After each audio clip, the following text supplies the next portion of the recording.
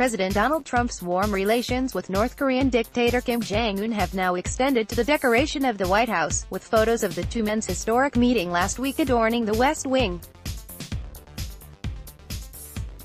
And, in a move that symbolically resembles the president's cooler relations with the United States as chief allies, the photos of Trump and Kim have replaced those of Trump together with French President Emmanuel Macron. Last month, a photo of the top of a West Wing staircase was shown with pictures of Macron's recent state visit to Washington, D.C. featured prominently. That display has been replaced by images of Trump becoming the first United States president in history to meet with a North Korean leader, according to a photo tweeted by The Wall Street Journal Monday. The French love is still evident in the White House. Pictures of Trump and Macron still up in the West Wing, a week after the big visit. At Emmanuel Macron pic.twitter.com/Emmanuel. A few weeks ago, these frames surrounded pics of Trump with Emmanuel Macron, president of France, one of America's closest allies. pic.twitter.com/Erza99SDNJ. Bender, at Michael Bender, June 18, 2018. Among the 6 photos shown are 3 of the summit between Trump and Kim in Singapore, which resulted in a signed agreement committing to denuclearization.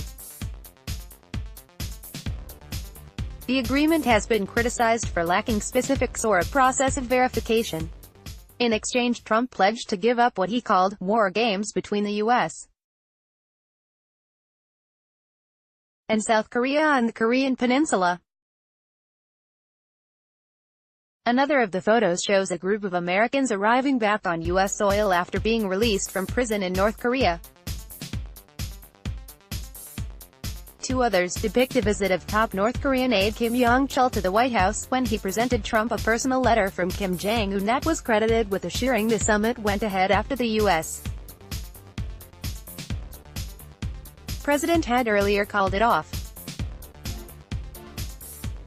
Since arriving back from Singapore, Trump has repeatedly praised Kim, despite the North Korean leader overseeing a litany of human rights abuses, including the torture and murder of his own people and even members of his own family.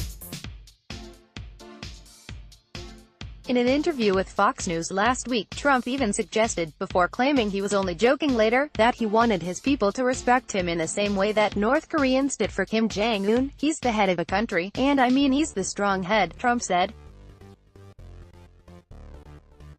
"Don't let anyone think anything different. He speaks and his people sit up at attention.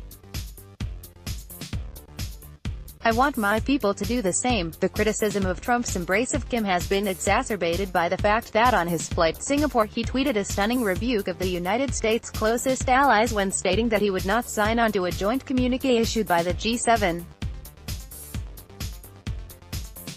That move, together with Trump's announcement of tariffs targeting Canada and the European Union, has attracted criticism from Macron, German Chancellor Angela Merkel and Canada's Prime Minister Justin Trudeau, among others.